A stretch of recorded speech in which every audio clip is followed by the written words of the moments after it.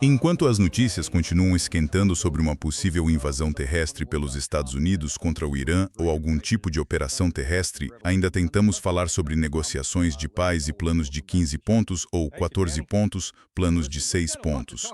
Tem todo tipo de coisa circulando por aí. A pergunta é o que é real, o que não é, para onde isso vai e qual a perspectiva se isso se transformar numa guerra mais longa do que apenas algumas semanas. Vamos analisar isso hoje com nosso amigo do programa, Larry Johnson, ex-analista da Agência Central de Inteligência e também apresentador do Sonar21.com, além de autor de The New American Revolution no Substack.com e sempre uma fonte de ótimas informações. Larry é sempre bem-vindo de volta ao programa. Obrigado, Danny. Olha, temos muito o que discutir hoje e quero falar sobre algumas notícias de última hora, logo de cara. Em tempos de guerra é sempre difícil entender o que é verdade e o que não é. Nos dias de hoje, por causa do aumento dos vídeos deepfake, alguns dos quais podem ser incrivelmente realistas. É difícil saber o que é verdade e o que não é, mas há coisas circulando agora que precisamos discutir porque há indícios de que um F-18 foi derrubado pelo Corpo da Guarda Revolucionária Islâmica do Irã e eles divulgaram este vídeo como evidência. E, sabe, até um deepfake pode ser editado para ficar granuloso e com outras características para dar uma sensação de realismo. Então o European Union não sei ao certo. O Comando Central das Forças Armadas dos Estados Unidos, European Union acho, está negando que isso seja verdade. Mas Larry, o que você diz com base no que está vendo neste vídeo? Bem, sei com certeza que, no chamado acidente com o KC-335, o Departamento de Defesa dos Estados Unidos disse: foram só 2 aviões que colidiram e por isso caiu. Não, isso é uma mentira descarada. Ele foi abatido, foi atingido por um míssil. Sei disso de forma definitiva. Então, se eles mentiram sobre aquilo, provavelmente estão mentindo sobre isto também. E European Union consigo entender, pelo menos no começo, que mintam sobre isso agora, porque há um piloto ejetando e ele está sobre território iraniano. Pode haver uma tentativa de inserir, sabe, uma equipa de busca e resgate de combate para entrar e tentar salvar o piloto. Então, sabe, isso seria uma justificativa para o Comando Central das Forças Armadas dos Estados Unidos mentir sobre isso neste momento. Quando recuperarem o piloto e ele estiver seguro, ou se conseguirem, aí sim voltam e dizem: ok, foi abatido. Mas, sabe, por enquanto o European Union entenderia por que eles mentiriam sobre isso. Mas sabe, eles têm feito o possível para encobrir baixas no passado. E eles negaram admitir que o KC-135 foi abatido. E é difícil dizer porque algumas coisas me parecem meio estranhas. Por exemplo, quando mostram as duas tomadas separadas do que parece ser o míssil interceptor vindo para acertá-lo por 2 ângulos diferentes, para mim elas não parecem se encaixar exatamente, então não tenho certeza. Não sabemos. Mas o fato é que é isso que está sendo alegado. Por isso queremos abordar esse assunto. Mas há informações adicionais que você tem que European Union não vi em nenhuma rede social até agora. E é esta foto do porta-aviões Gerald R. Ford, dos Estados Unidos, atracado, que supostamente sofreu um incêndio na lavanderia que durou 1 dia e meio ou algo assim, e por isso o navio ficou fora de serviço. Já há relatos de que vai ficar em doca por 1 ano, mais de 1 ano, para os reparos. A gente pensa, uau, é muito tempo para reparar algo por causa de um incêndio numa lavanderia. Mas isso não parece um incêndio numa lavanderia? O que você acha disso? Sim, parece algo maior do que isso. Querem que acreditemos que fiapos do secador causaram isso. Quem já usou um secador elétrico a gás sabe que solta fiapos, fibras de algodão. E sim, isso pode pegar fogo. Mas um incêndio de 30 horas fora de controle queimando aço, acho que é possível, mas considero altamente improvável. E isto, a European Union, acho, é outro exemplo em que eles não querem admitir que, provavelmente, houve dano de combate e que isso nem sequer foi sabotagem por parte da tripulação. E o que você acha disso? Quero dizer, se isso for verdade, se essas fotografias forem autênticas, e acho que o Gary mostrou outro ângulo, parecia que isto não dá para esconder. Não se pode dizer, foi só um incêndio. Digo, há dano físico claramente causado por algum projétil que atingiu o navio por fora. Se isso for real. Concordo com isso. É o que parece. Parece que algo acertou ali. Também não sabemos sobre vítimas. Temos o Andrei Martyanov, que vocês já entrevistaram. Ele postou um vídeo semana passada do porta-aviões United States Forestal, do Vietnã, 1967, quando havia um piloto chamado John McCain. Acho que depois ele entrou para a política dos Estados Unidos. Houve o chamado disparo negligente de um míssil da sua aeronave no convés do porta-aviões United States Forestal, que provocou um incêndio, matou 19 marinheiros, feriu 160 e gerou um fogo que durou 19 horas.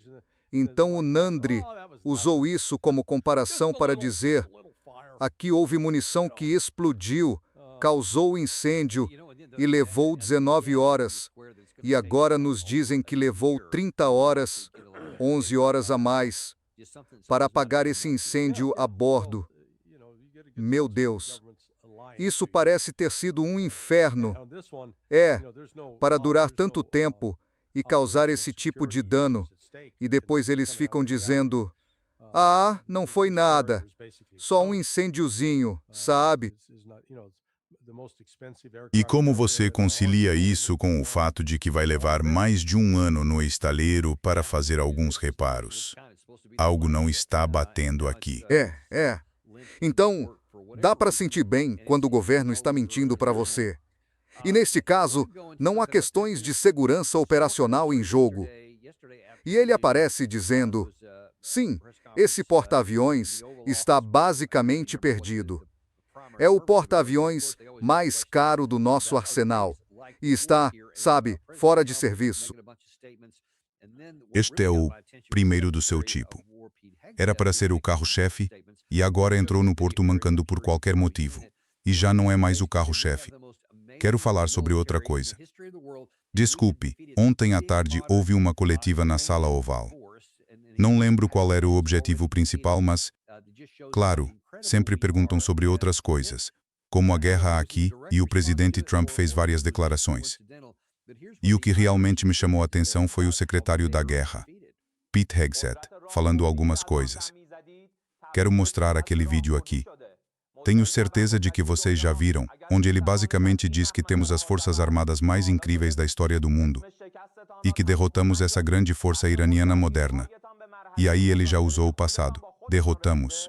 Isso só mostra o quão incríveis nós somos. E então, não sei se foi em resposta direta ou coincidência, mas veja o que o corpo da Guarda Revolucionária Islâmica do Irã disse sobre como foram derrotados.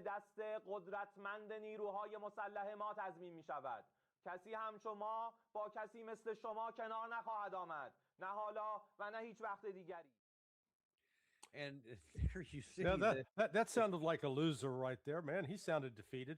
He definitely did. He was just almost Não haverá notícias sobre os seus investimentos na região e vocês não verão os preços antigos da energia e do petróleo até entenderem que a estabilidade na região é garantida pelas mãos poderosas das nossas forças armadas. Ninguém como vocês virá com alguém como vocês, nem agora nem nunca.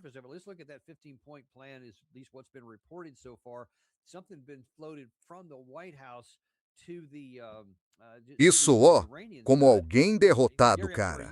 Soou derrotado. Com certeza. Ele estava quase implorando por misericórdia. E você vê aqui que até a Reuters meio que explora isso. Porta-savos militar do Irã diz que os Estados Unidos estão negociando consigo mesmos. Vários rumores circulando de que existe um plano de paz de 15 pontos por aí. Sabe, deixa a European Union perguntar na superfície. Vamos analisar esse plano de 15 pontos, pelo menos conforme foi noticiado até agora. Algo foi proposto da Casa Branca para o lado iraniano. Gary, desculpa, você teve uma notícia de última hora há 1 minuto sobre a Karoline Leavitt ter dito algo sobre isso. O que ela falou sobre esse plano de 15 pontos? Ah, sim. Ela disse que, sabe, alguns dos relatos têm alguma veracidade, mas também há reportagens ruins e informações adicionais que não refletem o plano. Ela disse qual era qual. Não, ela não foi específica, ela não entrou em detalhes. Então acho que nos resta adivinhar o que era verdade e o que não era. Acho que se você gostou, então devia ser bom. E se você não gostou, bom, aquilo devia ser a reportagem falsa. Não sei. Mas Larry, quero dizer, de pronto, dado o fato de que tivemos, e acho que você e a European Union já conversamos sobre isso, um acordo perfeito em mãos nos dias 26 e 27 de fevereiro que teria evitado toda essa guerra, e o Irã estava disposto a abrir mão de várias coisas, inclusive zerar o enriquecimento de urânio. Por que você acha que eles estariam dispostos a negociar agora, quando têm o controle do estreito? Bem, eles não estão. E essa é a mentira que está sendo contada. O Irã não está pronto para negociar, eles não estão buscando negociar, e eles deixaram isso bem claro. Eles disseram, olha, nas 2 vezes anteriores em que fomos enganados para entrar em negociações, os Estados Unidos se viraram e nos atacaram ou ajudaram a nos atacar, e então não há confiança, não existe base de confiança. Então o tipo de negociação com que o Irã vai lidar é que eles vão apresentar suas exigências. E se os Estados Unidos quiserem começar a responder a essas exigências e concordar com elas, então haverá uma base para avançar. Até lá, sabe, essa encenação desta semana, sabe, o Trump disse, o tal cessar-fogo de 5 dias, e sabe, sim, a Casa Branca ameaça mais ataques se o Irã recusar um acordo. Bom, o Irã recusou o acordo, então os Estados Unidos vão começar os ataques. E a European Union acredita que esses ataques vão começar no começo da manhã de sábado, depois da meia-noite. E a propósito, só para reforçar isso, este é Zolfagari em uma declaração posterior em que disse: nossa posição não mudou desde o primeiro dia e não vai mudar. Não vamos jamais chegar a um acordo com pessoas como vocês. Nem agora, nem nunca. O que vocês chamam de poder estratégico se tornou um fracasso estratégico. Então não há muita ambiguidade aí.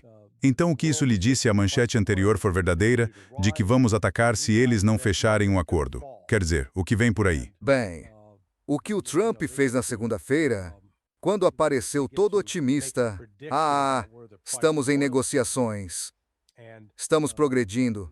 Isso foi redigido cedo de manhã.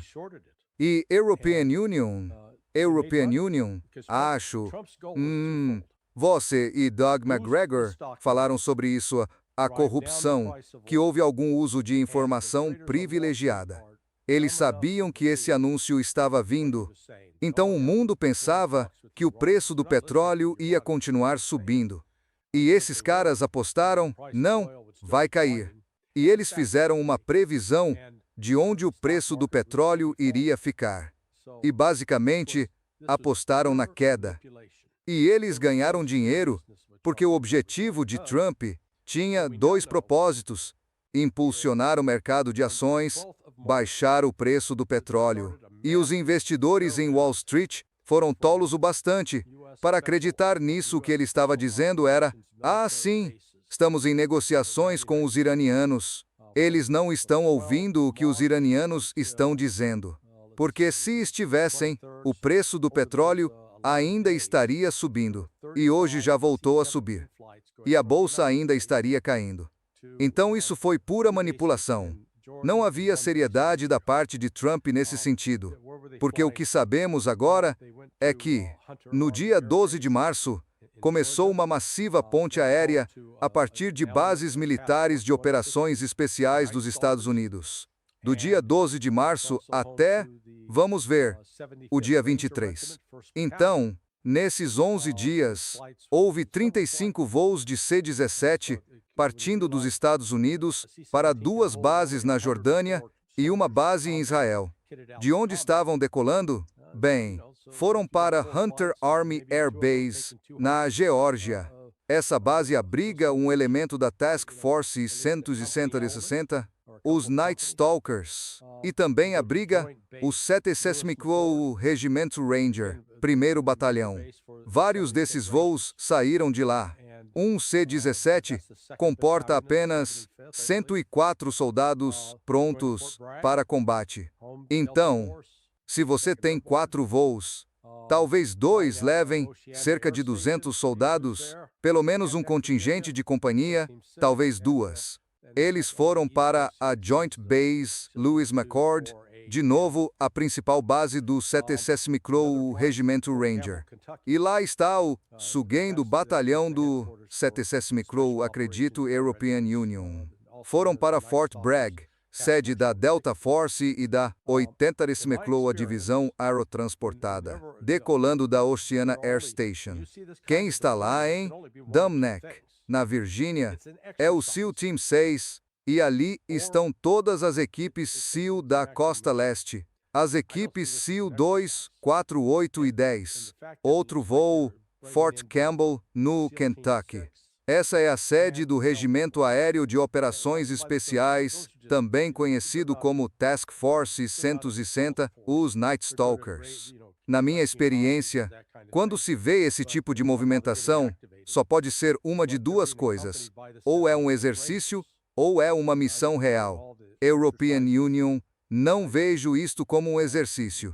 E o fato de parecer que estão trazendo tanto o SEAL Team 6 quanto a Delta Force, e sozinhos, eles não constituem uma força de assalto.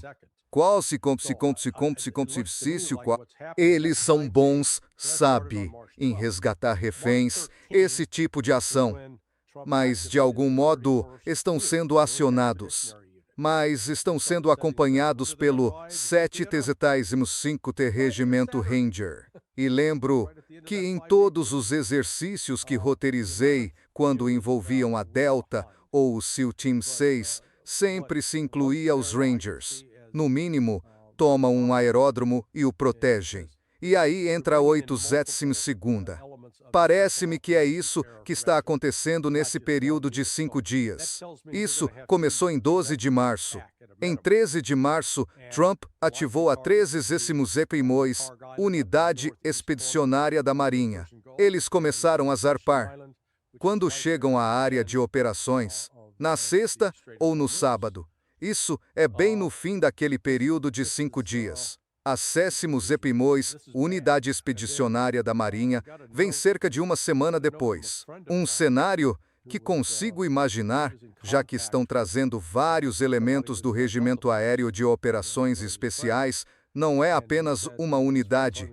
Isso me diz que vão ter pelo menos 2 vetores de ataque. E os alvos prováveis seriam a Ilha Kark, no canto nordeste do Golfo Pérsico, e a Ilha Keshen, bem ali na curva do Estreito de Hormuz. Isto é grave. Aí recebi uma mensagem de um amigo que estava em contato com alguém da Delta Force.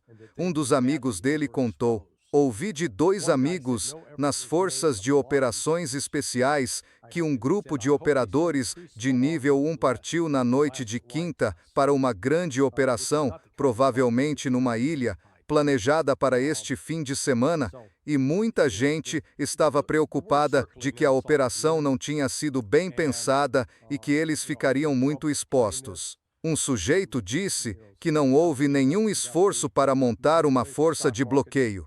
E ele disse: espero que mandem um padre que possa nos ministrar os últimos ritos, o que não é o tipo de coisa que você costuma ouvir desse pessoal. Então, sabe, é isso que anda circulando na comunidade de operações especiais. E, sabe, acho que o Trump estava tocando isso para parecer otimista, sabe, manipular o mercado de ações. Quando a bolsa fecha às 4 da tarde na sexta-feira, depois desse ponto o Trump fará um anúncio. Sabe, as negociações acabaram. Os iranianos as rejeitaram. Eles estão sendo intransigentes. Então agora vamos mostrar a eles. Para reforçar isso, o Trump deveria participar de uma arrecadação de fundos beneficente em Mar-a-Lago na noite de sexta. Ele seria o convidado especial. Ele cancelou isso. E ele deveria falar na Conferência de Ação Política Conservadora. E também cancelou. Então, novamente, esses são o que a European Union chama de sinais de alerta. Ele está liberando a agenda para não ficar disponível.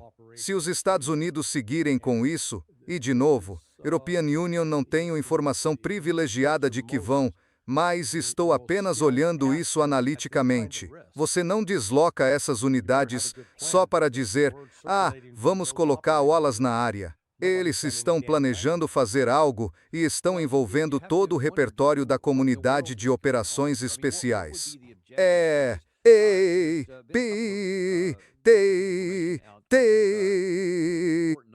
E isso sabe, quando você vai expor seus recursos mais qualificados a esse tipo de risco, é melhor ter um bom plano. Mas a palavra que circula entre esses operadores é que ninguém fez nenhum planejamento decente para isso. Bem, e você tem que se perguntar o que diabos está acontecendo aqui. Quero dizer quais seriam os objetivos, porque têm saído algumas informações que são importantes do outro lado dessa possível operação. Número 1 é que, o lado iraquiano disse, ei, sabe o nosso, as forças de mobilização popular, a milícia Sita que faz parte das forças de segurança iraquianas, elas estão alinhadas com o Irã, mas fazem parte das forças de segurança iraquianas. Elas foram autorizadas a retaliar contra ataques dos Estados Unidos e de Israel, que mataram seus combatentes, que mataram seus lutadores, na província de Anbar. Também há informações de que os Houthis podem finalmente estar se envolvendo. Eles ameaçaram no Bab al-Mandab de que podem fechar o Mar Vermelho aos Estados Unidos, e então quem sabe se vão.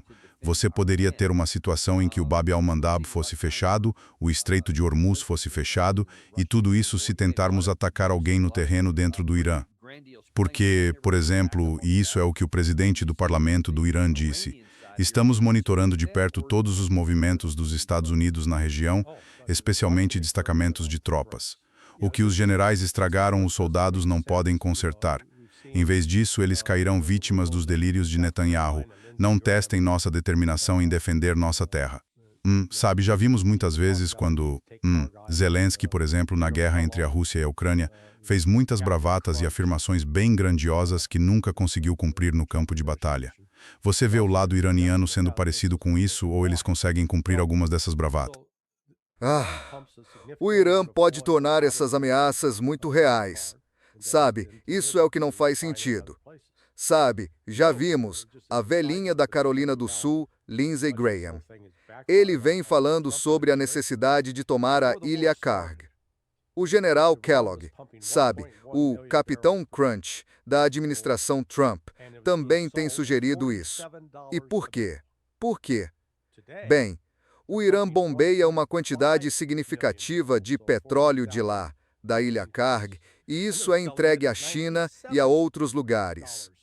Observação, só como nota de lado, mas para mostrar o quanto tudo isso se voltou contra a administração Trump, antes da guerra começar, o Irã bombeava 1,1 milhão de barris por dia e era vendido a $47 por barril.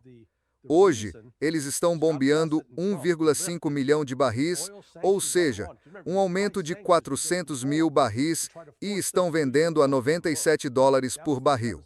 Então, eles estão nadando em dinheiro. Lembre-se, as sanções deveriam dizimar o Irã, mas em vez disso, as deixaram com dinheiro de sobra. Então você tem isso.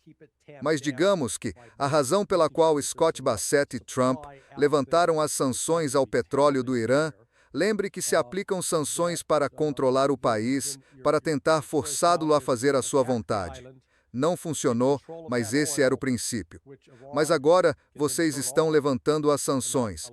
Por quê? Porque Bassett e Trump estão apavorados de que, com o preço do petróleo nas alturas, se não o frearem garantindo oferta suficiente, a situação ficará catastrófica.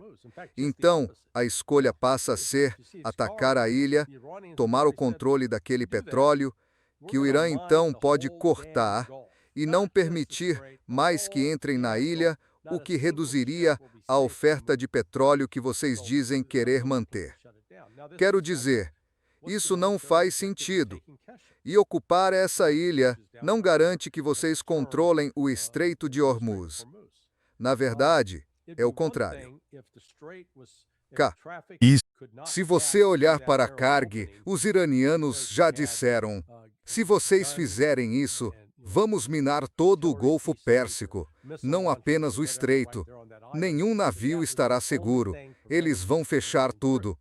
Agora, voltando, qual é o objetivo militar de tomar a ilha de Karg, que fica ali na curva do Estreito de Hormuz? Seria uma coisa se o tráfego não pudesse passar por aquela abertura estreita, porque se houvesse armas, peças de artilharia ou lançadores de mísseis naquela ilha, e aquilo fosse o único impedimento, então impediria os navios de passarem. Só que não é o caso. E há pelo menos, não lembro bem quantos, acho que cerca de 150 mil iranianos naquela ilha. Então, digamos que vocês desembarquem 5 mil tropas. Essas tropas já estariam em desvantagem numérica. E não há como controlarem aqueles civis. Então vocês teriam um problema. Possivelmente soldados dos Estados Unidos massacrando civis iranianos. Sim, isso vai repercutir muito bem ao redor do mundo. Tenho certeza de que isso vai fazer o Irã querer se render. Ou seja, o objetivo militar aqui, você tem que dar um passo atrás e perguntar: como o Irã fecharia o Golfo Pérsico? Eles fecham o Golfo com a ameaça de atacar com minas, atacar com drones subaquáticos, atacar com submarinos e torpedos, atacar com lanchas rápidas que podem lançar mísseis, e tem mísseis em terra e artilharia, certo? E outros mísseis. Mas é isso, quer dizer, além de tudo isso, umas 100 categorias de armas, seja lá o que for. Então, qual é a solução militar aí? Não existe. Não há como montar a força necessária para tomar controle total daquela costa. Quer dizer, estamos falando de talvez 1 milhão de homens. E como levariam esse 1 milhão de homens até lá? Então isso é uma daquelas coisas que simplesmente não é prática de fazer. Ok, Larry, preciso te corrigir porque agora temos prova cabal de que você está errado. Sabe, não é a primeira vez que isso acontece.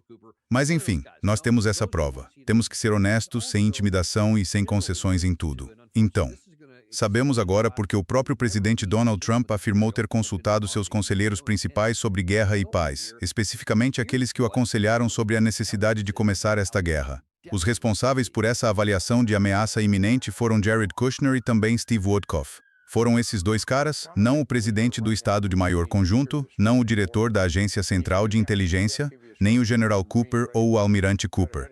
Nenhum deles. Não, são esses que ele escuta. Mas também há um general que ele escuta. E infelizmente isso vai expor porque você nunca seria material de general se tivesse servido no exército. Não quero ofender vocês, mas vejam o que o general Keith Kellogg diz sobre como isso pode realmente dar certo.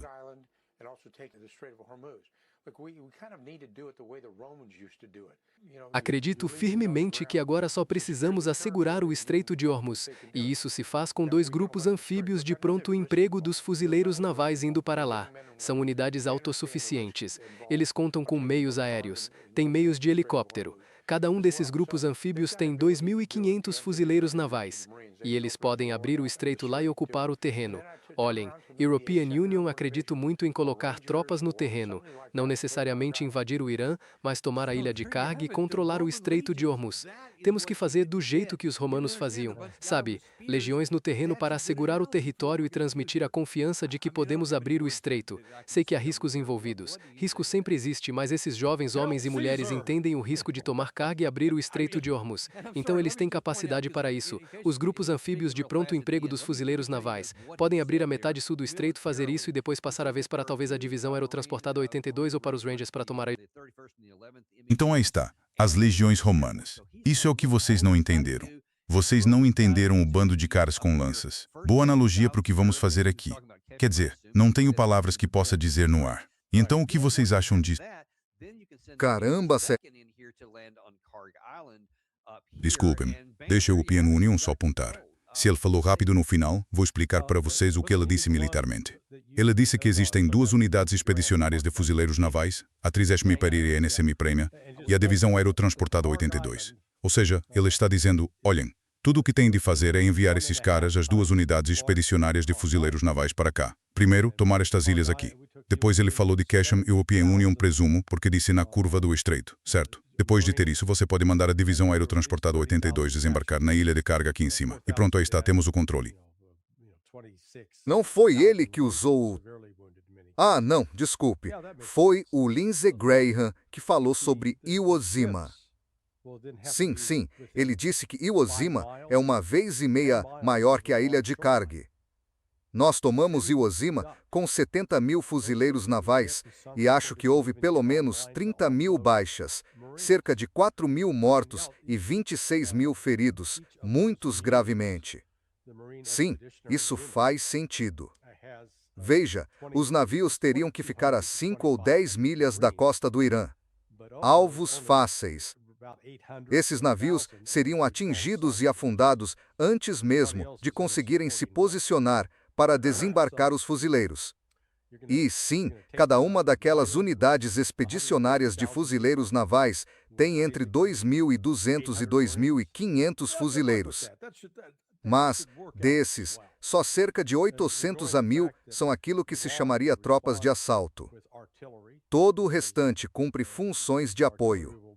Então vocês vão conquistar uma ilha com 150.000 pessoas, com basicamente 800 fuzileiros. Boa sorte com isso. Isso deve dar muito certo. Sem contar que o Irã pode responder com artilharia, que alcança a ilha, com drones e com mísseis. Essas tropas seriam alvos fáceis, porque não têm posições preparadas, abrigos para se proteger. E o Irã vem se preparando para essa contingência há anos. É pura loucura.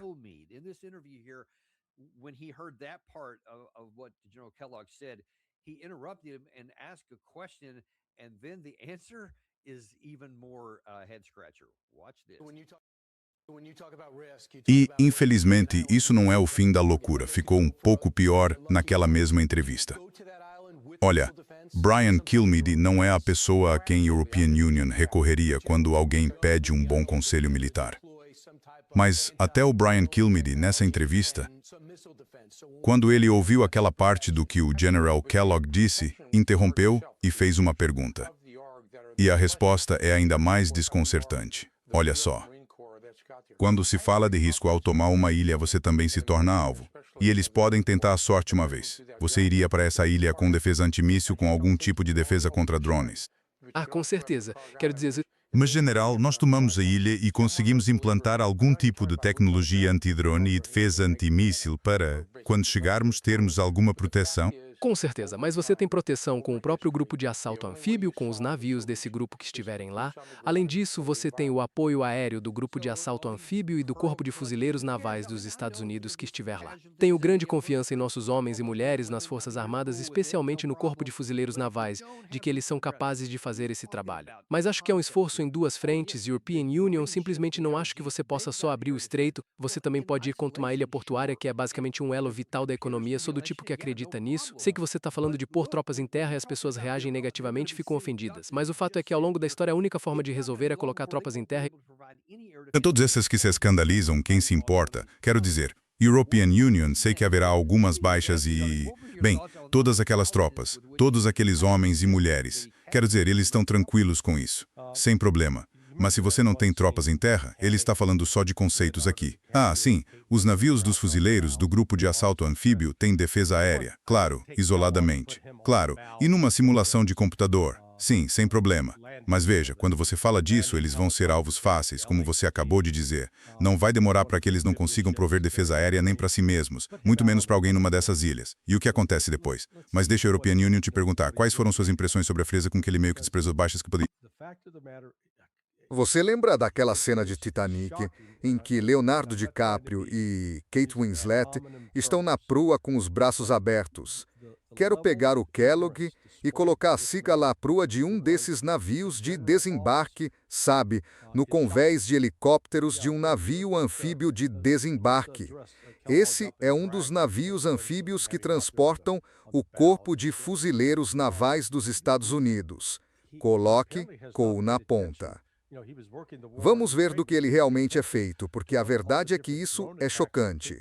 E não quero partir para o ataque pessoal, mas o nível de ignorância demonstrado por esse homem, que foi um oficial general, é espantoso. Sim, vamos colocar o Kellogg lá, arrastar Colo como a Kate Winslet e deixar Colo na proa do navio. Aparentemente, ele não prestou atenção nisso. Ele trabalhou na guerra na Ucrânia, mas não prestou atenção ao que os diferentes ataques de drones podiam fazer a grupos concentrados de soldados. Há um motivo. Os russos e os ucranianos se adaptaram rapidamente. Perceberam que, se nos amontoarmos, viramos um alvo grande e fácil para aqueles drones controlados em primeira pessoa. E o mesmo com os drones Shahed e outros. O Irã não é um país atrasado com suprimentos limitados. Eles estavam fornecendo para a Rússia desde o início drones Shahed, e então a Rússia chegou a um ponto em que pôde começar a produzir os seus e fazer suas próprias melhorias. Então, se essa missão for adiante, e receio que vá, é porque acho que foi pré-planejada. Por isso começaram a alertar soldados e unidades para se moverem em 12 de março, porque isso não é algo que o Trump decidiu na segunda de manhã. Certo, vamos ter um cessar-de-fogo de 5 dias e depois veremos o que acontece. Aí chega a sexta e dizem, ei, aqueles iranianos não cumpriram. Então vamos pegar polos, pessoal. Não, você está armando isso. Você está colocando todos esses meios em movimento. E o que é meio chocante é que está tudo às claras. Não estou divulgando informações classificadas. Isso está no X, está no Instagram, porque eles são tão despreparados para manter a segurança operacional e os deslocamentos de forma a não atrair a atenção da imprensa. Então, se a European Union consigo ler isso, tenho certeza de que analistas de inteligência no Irã, na Rússia e na China também conseguem. E, Larry, deixa a European Union te dizer uma das razões de tanta surpresa: a falta de compreensão dele sobre os fundamentos básicos das operações de combate. Olha só, isso é de 27 de novembro de 2017. O Major Wunderl Keith Kellogg tornou-se o 48º Wall of America 6, o comandante da 82 Montos Muito Was of America 6, o comandante da 82 Montos Muito Wunderl Divisão Aerotransportada. E European Union, acho que ele até parecia um pouco mais jovem naquela época, mas ele era o próprio comandante da 82 Montos Muito Wunderl. Como esse cara que foi comandante de divisão, não entende fundamentos tão básicos. Voltemos ao mapa, porque ele diz, escute, conceitualmente você simplesmente não pode vencer sem pés no terreno. Agora, você não pode vencer uma guerra. Acho que já conversamos sobre isso antes de tudo começar. E você não pode entrar apenas com poder aéreo e bombardear um país que é 4 vezes maior que o Iraque. Aqui está o Iraque e aqui está o Irã. Com tanto terreno montanhoso, onde quer que você tente uma operação terrestre, seria suicida. Mas ele continua dizendo, vamos entrar não com 500 mil, 600 mil soldados para atravessar esse terreno incrivelmente difícil, o que seria suicida para tomar a capital. Mas mesmo o que estamos falando aqui nessas áreas lá embaixo, seja Karg ou a ilha Kachin, você está falando de um pontinho. Quer dizer, nem conseguiríamos localizar isso. Há tão poucos combatentes. Se todos eles se juntassem, não faria diferença. E ainda assim ele falava com convicção tentando... No meu primeiro ano de treinamento na Agência Central de Inteligência, passei por um programa especial. Nos colocaram num curso paramilitar de 12 semanas. E o motivo era que, antes de 1985, ainda chegavam à agência pessoas com experiência militar do Vietnã. Mas lá pelos meados dos anos 80, começaram a entrar pessoas sem experiência militar. E eles queriam que tivéssemos certeza de entender que uma coisa é escrever uma ordem no papel e pedir que alguém faça algo. Tipo, ok, vamos pedir a esse grupo de 10 caras e cada um vai carregar 90 libras. E eles têm de atravessar uma cadeia de montanhas de 5.000 pés de altitude. E queremos que façam isso em 1h30. Então fica bonito no papel. Você calcula e pensa, isso é possível? Até que você realmente vá para o terreno, calce as botas e tenha que subir a montanha tentando evitar ser detectado. Aí você encara condições climáticas e terreno acidentado. De repente você percebe que aquilo que pensávamos levar 1h30 pode levar 8 horas. Eles realmente nos fizeram fazer um exercício em que, lembro, minha mochila pesava cerca de 110 libras. Fui o azarado. Tive que carregar o maldito rádio. Chamava-se esse PRIC 77. Sim, lembro disso muito bem. BRC-77. Pois é, pesado. E ainda as baterias que o acompanhavam. E você sendo perseguido por helicópteros e outras coisas. Então você aprende rápido. E também sobre reabastecimento, porque você só pode carregar uma certa quantidade de comida e munição. E quando você começa a gastar essa munição, de onde vem o seu próximo suprimento? Então sabe pelo menos adquirir uma noção básica de logística e da necessidade de que, uma vez que você desdobre uma unidade da 80ª Macuna aerotransportada, ela pode ser ótima em combate nas primeiras 24 horas. Mas e depois? Como eles fazem o reabastecimento e como protegem essas linhas de comunicação? Isso é crítico, e é disso Nossa, pois é. Aí está. As pessoas não entenderiam isso se fosse adicionado à sua mochila. Pois é. Caramba, cara! Pois é, só a parte de cima já era o que o European Union carregava por cima da mochila. Quer dizer, era... sim, era difícil. E é isso que você tem que se perguntar. Será que o Kellogg voa em altitude por tempo demais sem oxigênio? Será que isso não queimou algumas células cerebrais? Porque o que ele está dizendo é simplesmente... não reflete um pensamento militar sério. E não quero me passar por Clausewitz ou por um grande estrategista militar, mas entendo do que o corpo humano é capaz e o que você precisa fazer em um ambiente de ameaça. Meu Deus, quando você, sabe, coloca 800 homens em terra, ou até todos os 2.200, você está contra uma população de 150 mil. E se 10 mil deles estiverem armados, certo, de repente não importa o quão bom atirador você seja, se você estiver em desvantagem de 10-1, as chances de sobreviver a esse combate não são boas. Basta perguntar ao general Custer. Custer, somos filhos da... E isso supondo que os 2.200 desembarquem todos armados com fuzis, o que obviamente não vai acontecer. E, sabe, para complicar ainda mais. E, até certo ponto, entendo por que o público americano está tão confuso sobre o assunto e por que é tão facilmente enganado. Porque você tem, este é o General Keith Kellogg. Estamos falando da 80ª Macuna aerotransportada. Ele foi comandante da 80ª Macuna aerotransportada. Então as pessoas vão pensar, bem, obviamente, elas imaginariam que ele sabe do que fala, que já vivenciou tudo o que você acabou de mencionar. Sabemos a quem o presidente Trump escuta. Ele, obviamente, ouve o General Keith Kellogg. Ele foi o conselheiro de segurança nacional do vice-presidente na última administração. Ele foi o homem escolhido a dedo pelo presidente Trump para tratar da guerra na Ucrânia desta vez. Então ele escuta esses caras. E outro sujeito que ele escuta é o General Jack Keane, que disse isto sobre a possibilidade de um acordo negociado. Sou cético aqui. Estamos lidando com um regime de mentirosos e trapaceiros patológicos, e eles fizeram de tudo para nos enganar no passado. E pouco antes de entrar neste conflito, os iranianos nos mentiam e não estavam dispostos a ser francos quanto a um acordo. E, obviamente, nós iniciamos as hostilidades. Havia outras razões, mas essa certamente foi uma delas. Então temos que olhar para essas pessoas. Sabemos quem eles são 47 anos. E o presidente Trump sabe exatamente quem são essas pessoas. E acho que ele sabe o que quer com isso. Ele quer basicamente que eles se rendam e entreguem tudo o que tomaríamos deles à força.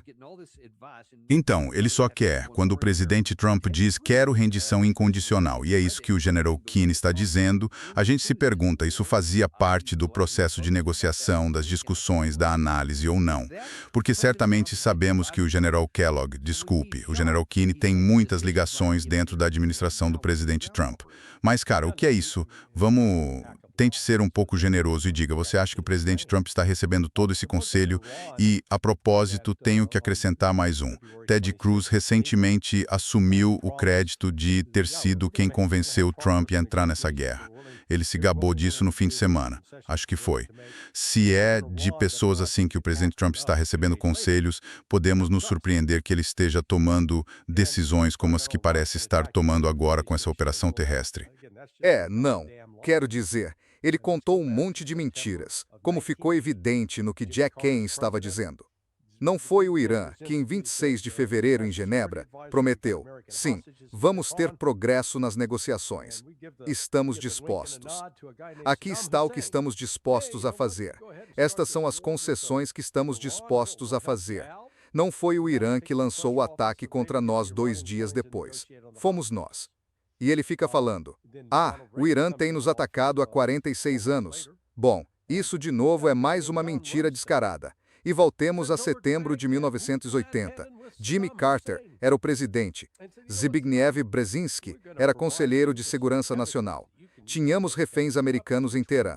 E damos um sinal a um tal de Saddam Hussein. Ei, sabe de uma coisa? Se você começar essa guerra com o Irã, nós vamos te ajudar.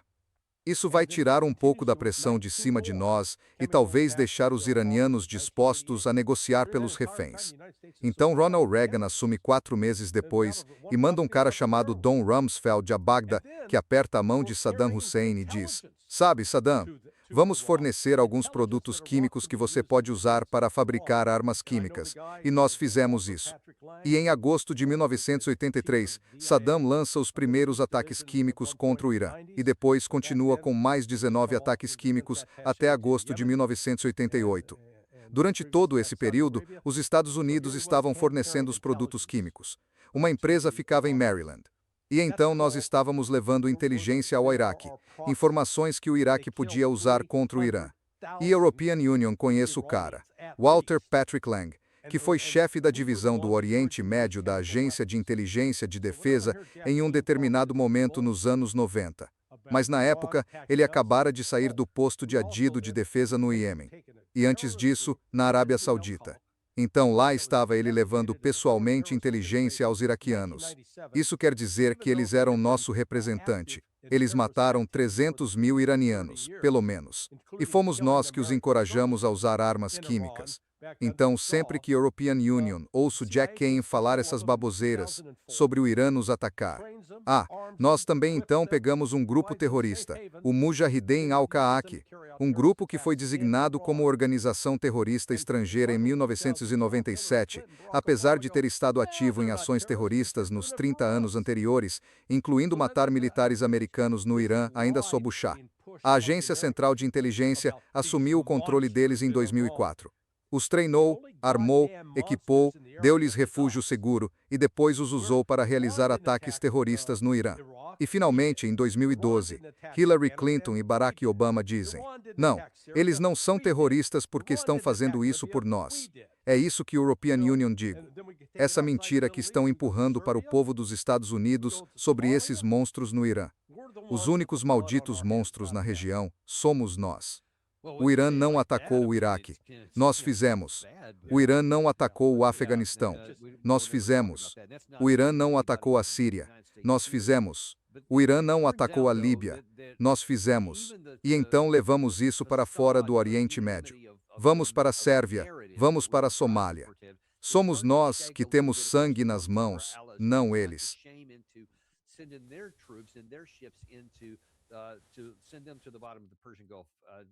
Bom, quando se diz assim, parece grave, mas nós nunca falamos sobre isso. E ninguém nos Estados Unidos escuta nada sobre isso. Mas acontece que até a fachada de unanimidade da narrativa que temos tentado sustentar começa a vacilar um pouco, especialmente entre alguns aliados que estamos tentando envergonhar para entrar nisso. Mandar suas tropas e navios e arriscar que afundem no Golfo Pérsico, tentando fazer algo que nossa marinha nem sequer está disposta a tentar até agora. Pela primeira vez nas últimas 12 horas, mais ou menos, alguns britânicos se manifestaram e disseram: sobre isso. Primeiro, houve o ex-chefe do Serviço Secreto de Inteligência do Reino Unido, diretor, acho que é o título que usam por lá. Ele saiu e disse: "Olhem, o fato é que o Irã tem a vantagem. Temos que ser honestos sobre isso. Eles têm a vantagem. European Union pensei que tínhamos uma chance no começo, mas não aconteceu assim." E então um ex-ministro da Defesa disse isto: "Chegamos a um ponto em que esta é, na verdade, uma guerra sem vitória. Donald Trump achou que o regime poderia simplesmente entrar em colapso. Não aconteceu. E numa situação em que você realmente não consegue localizar os comandantes onde eles estão, de onde vêm as ordens, e ainda existem esses drones, os drones Shai, que estão sendo disparados de forma barata, às vezes destruindo $1 bilhão em equipamentos americanos em um único ataque de um drone que custa talvez $30 mil. Isso torna a guerra muito difícil de vencer em termos convencionais. E por isso, European Union, não acho que veremos um fim em que digamos, ok, levantamos a bandeira branca e desistimos. Não creio que isso vá acontecer aqui." Certo, isso certamente não vai acontecer do lado iraniano, mas talvez devesse acontecer do nosso lado. mas não tenho a sensação de que isso vá acontecer. Na verdade, parece-me que estamos prestes a escalar e aumentar um pouco isso com forças terrestres. Mas, sabe, European Union só tenho de perguntar. Há alguma chance de que até os nossos aliados mais próximos consigam chegar até o presidente e dizer: ouça, esta é uma guerra sem vitória? Ele acabou de dizer isso. O lado iraniano tem a vantagem, segundo o Serviço Secreto de Inteligência do Reino Unido, e assim por diante. Em algum ponto, essas mensagens... Bem, isso vai acontecer quando o petróleo chegar a 150 ou 200 dólares o barril. Quando o preço da gasolina nos Estados Unidos tiver dobrado, certo? Agora na Flórida subiu $1,10, de $2,54 para $3,64, da última vez que conferi. Provavelmente já está mais alto agora. Mas quando a gasolina aqui estiver por volta de 6 ou 7 dólares o galão, então a pressão vai aumentar sobre o presidente. Mas os danos econômicos que estão sendo causados a outros países, porque não é só o petróleo, o gás natural liquefeito e os fertilizantes. Esses são os três grandes. Mas agora descobrimos que o hélio, quem diria? O Golfo Pérsico é um grande fornecedor de hélio. Há uma escassez de hélio e é preciso hélio para fabricar chips de computador. De repente, a indústria de chips vai ter que reduzir a produção. Se reduz a produção, outras coisas que dependem desses chips deixam de ser produzidas. Ácido sulfúrico. European Union só soube disso ontem. Lá também é um grande fornecedor de ácido sulfúrico, que é essencial para fabricar combustíveis e transformar o urânio em combustível nuclear processado. E ele é crítico para outras aplicações também. Essas rupturas na cadeia de fornecimento vão continuar a se espalhar cada vez mais. E o mundo vai ficar não apenas em recessão. A definição técnica de recessão é 2 trimestres de crescimento negativo. Não precisamos esperar 6 meses para saber se teremos crescimento negativo. Nós vamos ter. A questão real é se vamos cair mais de 10%. Se isso acontecer, chama-se depressão. E European Union acho, francamente, que estamos à beira de uma depressão global por causa disso, até que o Estreito de Hormuz seja reaberto. Mesmo quando abrir, não vai haver recuperação rápida. Bom, deixe-me apontar outra coisa muito relacionada. Acho que isso é de hoje. Sim, isso é hoje. Então, o Zulfagari está dizendo que o Estreito de Hormuz não será o mesmo de antes da guerra. Nós reescrevemos as regras marítimas. A decisão de conceder permissão de trânsito para um navio caberá unicamente a nós. Eles não parecem acreditar que, cito, depois desta guerra, as coisas voltarão ao que eram antes. Eles disseram que não voltará a ser o mesmo. Quais são as implicações disso? E eles têm capacidade, quero dizer, o lado iraniano tem condições de realmente impor isso? Tem. E vamos ver nas próximas semanas os Estados Unidos tentando forçar a abertura. E vamos perder navios nesse processo. E vamos perder navios que realmente não podemos nos dar ao luxo de perder. Não é como se tivéssemos, sabe, estamos longe da força que tínhamos durante a Segunda Guerra Mundial. Quero dizer, somos apenas uma fração disso. E nenhum dos outros países do Golfo, nem a Arábia Saudita, nem o Bahrein, nem o Kuwait, nem o Catar, nem os Emirados Árabes Unidos, nenhum deles tem marinha, nenhum tem capacidade de controlar aquele estreito. O que o Irã descobriu foi o quão despreparado o mundo estava. Agora vão cobrar uma taxa de entrada. É como uma taxa de cobertura. Quer entrar no Golfo Pérsico? Tudo bem então. Sabe, 2 milhões de dólares. E o que eles vão fazer é arruinar o petrodólar. Porque todo aquele petróleo que entrar e sair será pago em yuan chinês. E a China está mais do que feliz em fazer os Estados Unidos se contorcerem e sofrerem um pouco. Isso teria um impacto econômico catastrófico para nós se o petrodólar for quebrado. Quero dizer, simplesmente catastrófico. É para lá que isso... Principalmente se estivermos já no limite. Quer dizer, por enquanto vai ser uma compressão, ou melhor, uma recessão. Mas uma recessão em que as taxas de juros sobem porque ninguém compra nossa dívida. Não vamos conseguir sobreviver a isso. Pois é, e esse é outro ponto. Isso criou uma crise econômica. Então esses países agora estão começando a agir, porque precisam de dinheiro. Eles estão vendendo seus títulos do Tesouro dos Estados Unidos para levantar recursos. Essa enxurrada vai depreciar ainda mais o dólar dos Estados Unidos e aumentar a pressão. O Trump quer juros mais baixos, mas a pressão vai na direção oposta. As taxas de juros estão subindo. Os Estados Unidos estão encurralados. E a prova de que estamos encurralados é o simples fato de que Trump e Bessent não hesitaram nem por um momento em suspender as sanções sobre o petróleo russo e o petróleo iraniano. Isso já diz tudo. Porque se sua política é colocar dólares na linha e você vai usar o petróleo como pressão, por que remover essa alavanca? É que, não sei se ouviu, a gente deu uma de jiu-jitsu com o Irã. Foi isso que a Betsy explicou. E aí a gente tem que explicar que fomos mais espertos, aparentemente sempre é um golpe de brilhantismo do presidente. Pois é, Scott, isso se chama estrangulamento. O Irã nos tem no estrangulamento. Isso também é um movimento de jiu-jitsu, e se você mantiver isso tempo suficiente, pode te matar.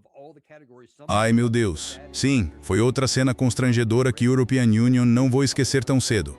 Olha, no pouco tempo que nos resta, quero ampliar um pouco o foco, porque todo mundo, por razões compreensíveis, está concentrado no que aconteceu no Golfo Pérsico, no Estreito de Hormuz e nesta guerra. Mas não consigo deixar de pensar, especialmente quando se vê que nossas munições de interceptadores já foram tão gastas que pode sobrar só alguns meses, em todas as categorias. Acho que os interceptadores mais pesados talvez já estejam quase exauridos, restando talvez só alguns meses. O Irã definitivamente não foi posto de joelhos. Na verdade, eles resistiram a tudo o que fizemos e agora estão mais ousados e convencidos, até publicando vídeos em Lego para nos zombar ainda mais. O que você acha que aconteceria se acabássemos em guerra com a China por um cenário em Taiwan, onde o adversário teria muito mais capacidade militar? Bem, estamos completamente sem mísseis Patriot Pack e Siege. Agora, pode ser que a produção esteja voltando. Pode haver alguns estoques de Pack de Sages 2 sobrando. Isso era dado de fonte aberta. Eles publicaram quantos eram produzidos por ano. 4.620 mísseis Pack de Sages produzidos desde 2015. Esse é o total. Esses 4.620 são capazes de abater 2.306 mísseis balísticos ou drones, certo? E sabemos que, como você sabe, enviamos cerca de 1.000 desses mísseis Pack de Sages para a Ucrânia. E a Rússia disparou mais de 12.000 mísseis e drones. Então sabemos que os Patriots usados lá estão completamente esgotados. E agora o Irã disparou bem mais de 3.000 mísseis. Se eles dispararam mais de 3.000 mísseis, e você tenta usar um Patriot para cada um, seriam 6.000 mísseis. Isso é mais do que temos. E, quanto aos números, o sistema de defesa terminal de alta altitude também acabou. Quer dizer, os números do sistema de defesa terminal de alta altitude eram algo como um total de 900 mísseis. Os Estados Unidos desenvolveram sistemas muito caros que não são produzidos em massa. E como não são produzidos em massa, quando você enfrenta um inimigo capaz de te atingir com um enxame de drones, percebe rapidamente que nos desarmamos. É simplesmente impressionante que tenhamos feito isso. Quer dizer, isso é o epítome da visão de curto prazo e do comportamento míope que continuamos a adotar. Pelos números de estoque que você mencionou, a única ação racional é tirar essa guerra da mesa por quaisquer meios necessários o quanto antes. Mas parece que estamos prestes a nos aprofundar mais. Recebemos o Dr. Robert Pape esta tarde. Ele diz que tem simulado esses cenários de guerra por décadas. E ele diz que se ultrapassarmos, ele chama isso de terceira barreira, terceiro limiar, se atravessarmos esse terceiro limiar, não vou entrar nos primeiros, o essencial é que se entrarmos com tropas terrestres aqui, ele acha que isso vai iniciar uma espiral de escalada que se tudo acabar como você imagina um desastre, em vez de recuar, acabaríamos escalando ainda mais. E isso causaria uma escalada do tipo Vietnã aqui, mas nem isso nós conseguiríamos sustentar. E isso acontece às custas de todo o resto. Quero dizer, poderíamos literalmente perder todo o império, por assim dizer, das nossas capacidades globais agora. É isso que mostra o quão sério isso pode ser. Sim, claro, absolutamente. Quer dizer, como a European Union disse, o Trump está encurralado. Ele foi encurralado pelos israelenses. Ele os ouviu. E então, quando perceber que foi pego, que está encurralado e não pode sair, vai começar a reagir de forma agressiva. E, sabe, o Hank Zulder pode ser demitido. Talvez Jared Kushner seja excomungado da família. O Trump não vai assumir nenhuma responsabilidade por isso. Aposto que ele vai culpar a Tulsi Gabbard por não lhe dar a inteligência correta. Vão fazer da Tulsi Gabbard um dos bodes expiatórios. Falando em Tulsi Gabbard, embora a gente não estivesse, Joe Kent vai estar no programa amanhã, talvez ele nos dê alguma luz sobre isso. Aliás, às 10 horas da manhã de manhã vamos receber o Joe e ele vai nos contar o que puder sem se meter em encrenca. Teremos informações em primeira mão sobre o que pode estar acontecendo. Na verdade, quem tem dito o que para quem?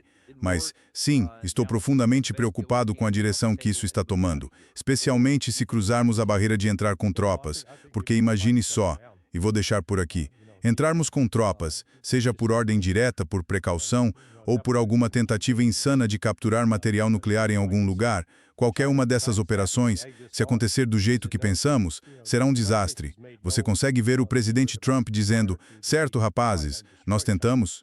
Não deu certo. Agora, vamos conseguir o melhor acordo possível, tirar isso da mesa e sair daqui. Ou você acha que ele pode fazer algo diferente?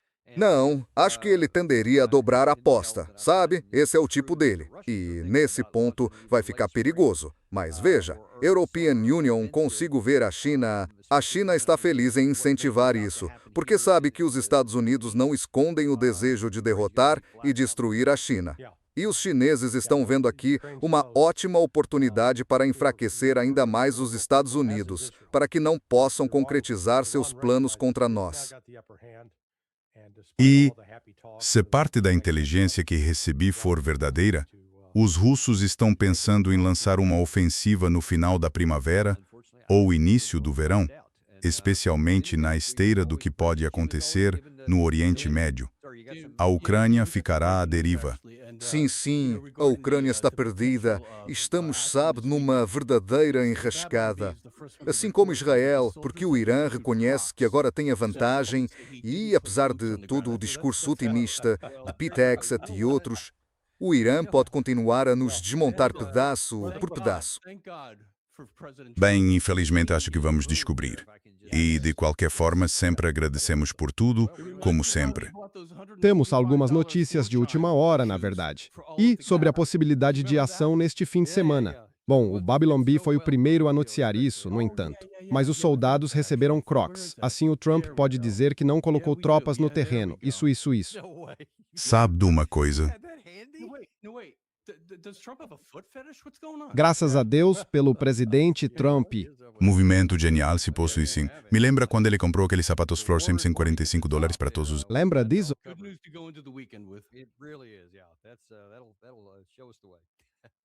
Sim, os que serviram tão bem para o Rubio, especialmente. Ah, sim. Sim, acho que temos isso. Onde está isso? Aí está. Sim, temos. Aí está. Não acredito. Tinha isso à mão. Peraí, será que o Trump tem fetiche por pés? O que está acontecendo? Pois é, enfim. Pronto, aí está. A cobertura da guerra lá no começo. Cobrimos tudo. Boas notícias para o... É mesmo. Isso vai nos mostrar o caminho. De qualquer forma,